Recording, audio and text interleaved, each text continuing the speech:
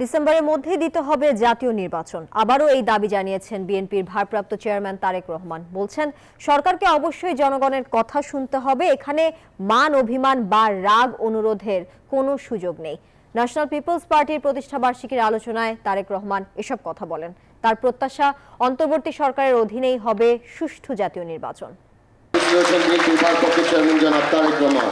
National people's party এনপিপির 18তম প্রতিষ্ঠা বার্ষিকী উপলক্ষে আলোচনা সভায় প্রধান অতিথির বক্তব্য রাখেন বিএনপির ভারপ্রাপ্ত চেয়ারম্যান তারেক রহমান।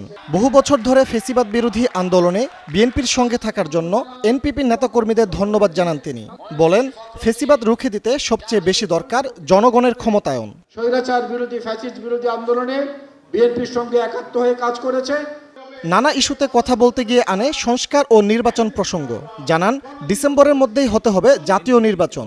বিএনপির শীর্ষ এ নেতার প্রত্যাশা, সবার সহযোগিতায় শীঘ্রই সুষ্ঠু ও গ্রহণযোগ্য নির্বাচন দেখতে পাবে নতুন বাংলাদেশের মানুষ।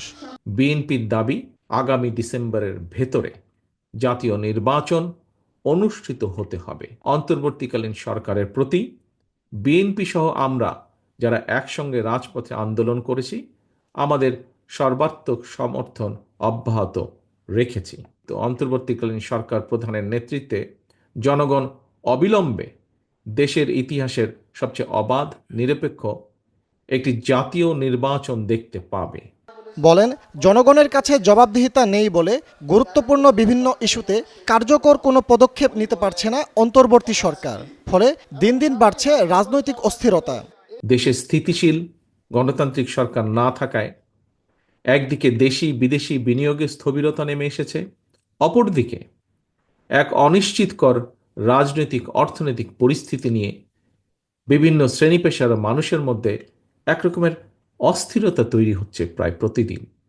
গণতন্ত্রের স্বার্থে সরকারের গঠনমূলক সমালোচনা অব্যাহত রাখতে জনগণের প্রতি আহ্বান জানান তারেক রহমান। পাশাপাশি সোচ্চার থাকার কথা বলেন নিজেদের অধিকার প্রতিষ্ঠার দাবিতে।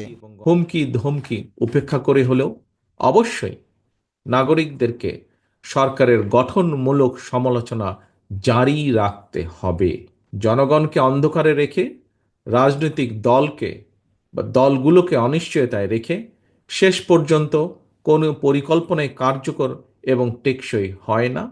দলীয় আদর্শ ও কর্মসূচি বাস্তবায়ন করতে গিয়ে বিরোধ সৃষ্টি হলেও ফ্যাসিবাদের পুনরুত্থান ঠেকাতে দলমত নির্বিশেষে সবাই ঐক্যবদ্ধ থাকবে বলে আশা প্রকাশ করেন বিএনপির ভারপ্রাপ্ত চেয়ারম্যান তারেক রহমান।